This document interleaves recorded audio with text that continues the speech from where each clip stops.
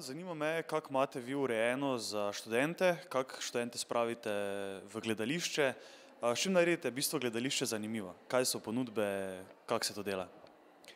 Jaz bom rekel, gledališče delajo zanimive predstave. Predstave in pa seveda igralci, ki so na odru.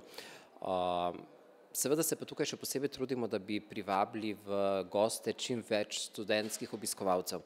Zato Slovensko narodno gledališče Maribor tako s programi drame kot opere in baleta za študente izvaja številne aktivnosti in ponuja abonmaje in nižjo ceno vstopnic, da bi si pač lahko študentje neobremenjeno ogledali čim več naše produkcije.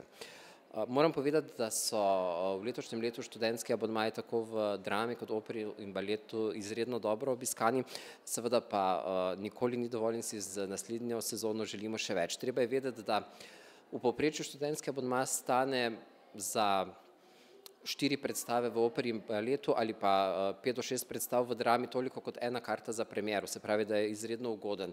Hkrati pa imamo tudi potem skozi vse leto za študente ponudbo, da si lahko katerokoli predstavo ob predložitvi študentske izkaznice na naši blagajni vstopnico kupijo za 10 evrov. Kaj si mislite o današnji predstavi? Kako je bilo ustvarjanje, kako je bilo nastopanje v malo drugačni predstavi? Ustvarjanje je bilo prav zelo sproščeno, tako produktivno, zelo smo se povezali. To, da pa je drugačna predstava, je bil pa izziv v prvi meri.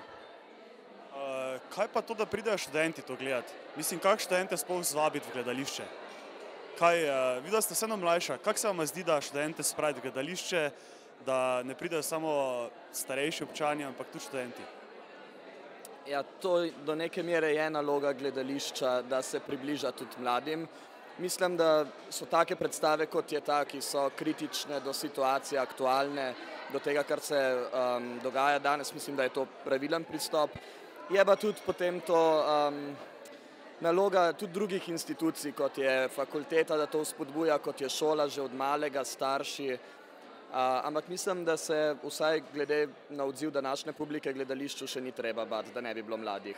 Povej, kako se ti je zdela današnja predstava? Čisto odkrita. Kontroverzna, ampak osupljiva zasedba, res.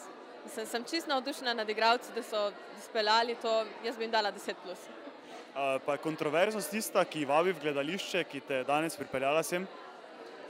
Ne, v bistvu nisem vedela, zakaj se gre v predstavi, ampak smo šli iz golga navdušenja, iz radovednosti verjetno.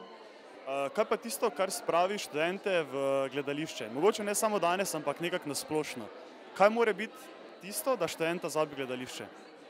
Ponavadi so to komedije, ne?